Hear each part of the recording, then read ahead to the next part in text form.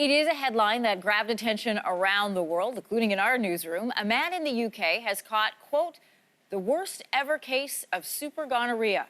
Public Health in England saying the infection has displayed high-level resistance to commonly used antibiotics. But behind that headline, the story gets more concerning. Cases of antibiotic-resistant gonorrhea have been reported for the past 7 years, including here in Canada. For more on this, we're joined now by Dr. Andrew Morris. Good to have you in here this morning. Happy to be here. All right. How has gonorrhea's resistance evolved over time to get to where we're at now, this case of, quote, super gonorrhea? Well, gonorrhea resistance was observed way back in the 1940s when we started using penicillin. One of the early treatments used for gonorrhea was penicillin, and we've seen over time rapid development of resistance. Gonorrhea is one of these germs that just seems to have this ready ability to develop resistance to almost anything we shoot at it.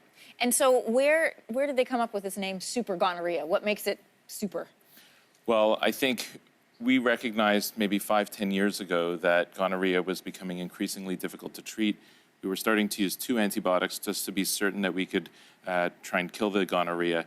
But even with that, we've found that the resistance has become more of a problem. This new super strain, or super gonorrhea, is one that's resistant to the 2 main antibiotics that we use. What's concerning then for public health officials? I think the real concern is that we'll have nothing left to use to treat the gonorrhea. We're really at our last line of antibiotics for treating gonorrhea.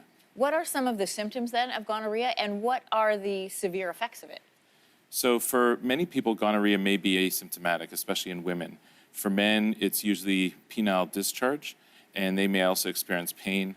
One thing that many people may not be familiar with is gonorrhea is also transmitted by mouth and with a genital or mouth contact. So people may have a sore throat or pharyngitis as a manifestation of it. Once you contract gonorrhea, it does not go away on its own. Will it stay with you for life? Well, we like to think it won't stay with you for life. It doesn't go away on its own in most cases, and usually it requires treatment. So we recommend that anyone who has symptoms seeks a healthcare provider and get treatment for it. Serious, very serious effects for women as well. Can lead to infertility. Absolutely. If you are concerned that you may be in this group of people, where do you go? Well, certainly there are sexual transmitted infection clinics or sexual health clinics that are probably the best place to go. Your primary care provider, and I guess in extreme cases, if you don't have any access to that, you can go to your emergency department. Most emergency departments are well equipped to deal with sexually transmitted infections. When you're dealing with a super bacteria like this, what's next? What kind of research is happening? Are they working on something to combat it? So sexually transmitted infections, the best way to deal with them is actually prevention. So public health implications are great here. Barrier precautions, use of condoms, minimizing the number of unprotected sexual exposures or trying to eliminate them altogether, seeking early treatment, and also tracing contacts.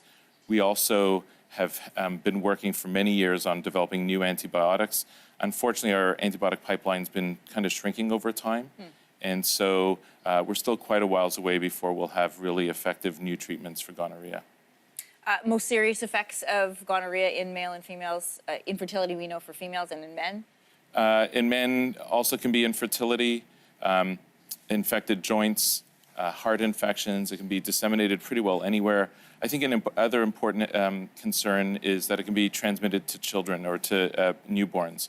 So for pregnant women, it's especially a concern as well. All right, Dr. Morris, good to have you here. Thanks for coming on this morning. Thank you.